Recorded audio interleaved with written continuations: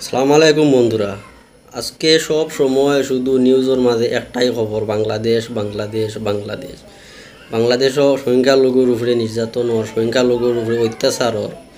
বাংলাদেশের একটা ভিডিও আমি আপনারা দেখাই। ওটা বাংলাদেশ থেকে আমি পাইছি আর ওটা ফেসবুক থেকে করছি, কিন্তু জিনিসটা তো হয়েছে গিয়া বাংলাদেশের আমরা এক হিন্দু ভাইয়ের একটা বক্তব্য, আপনারা অ্যাডভোকেট তার বক্তব্যটা আপনারা শুনবেন। আমি অ্যাডভোকেট গোবিন্দ প্রামাণিক, মহাসচিব, বাংলাদেশ জাতীয় হিন্দু মহাজোট। গতকাল বিকালে শেখ হাসিনার পদত্যাগের পরে এদেশের হিন্দু সম্প্রদায় মনে করেছিল যে তাদের উপর বিশাল একটা হামলা, লুটপাট, অগ্নিসংযোগের ঘটনা ঘটবে।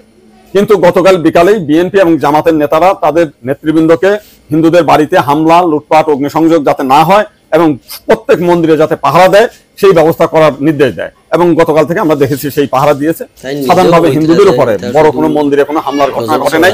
কিছু আওয়ামী লীগের হিন্দু নেতা আছে যারা বিভিন্ন সময় লম্পঝম্প করেছিল, তাদের বাড়িতে, শুধু হিন্দু বাড়ি না, মুসলিম আওয়ামী লীগ নেতাদের বাড়িতে হামলা হয়েছে, লুটপাট হয়েছে এবং সামান্য কিছু সুযোগ সন্ধানী এলাকা ভিত্তিক তারা কিছু সামান্য মন্দিরে হামলা করেছে, সেটা ব্যাপক বিষয় না। কিন্তু আমরা দেখলাম যে ভারতের রিপাবলিক এইটাকে নিয়ে ব্যাপকভাবে রিউমার ছড়াচ্ছে, নানান কিছু মিলে উদ্ভট কথাবার্তা বলছে। এবং আজকে দেখলাম শেখ হাসিনার নিয়ে তারা কাহিনী তৈরি করছে, বঙ্গবন্ধুর স্ট্যাচু ভাঙছে, সেটা নিয়ে তারা খুব দুঃখে সাগরে ভাগছে।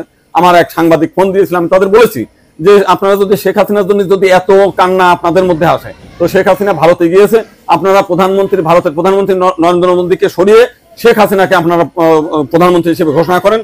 সে ভারতও রক্ষা করতে পারবে, তো আপনার সেভেন সিস্টারও রক্ষা করতে পারবে। আপনারা তো প্রতিদিন বলতেছেন যে শেখ হাসিনা না থাকলে ভারতের সেভেন সিস্টার থাকবে না। তো এইবার আপনাদের একটা বিশাল সুযোগ আছে, আপনারা শেখ হাসিনাকে ভারতের প্রধানমন্ত্রী করেন।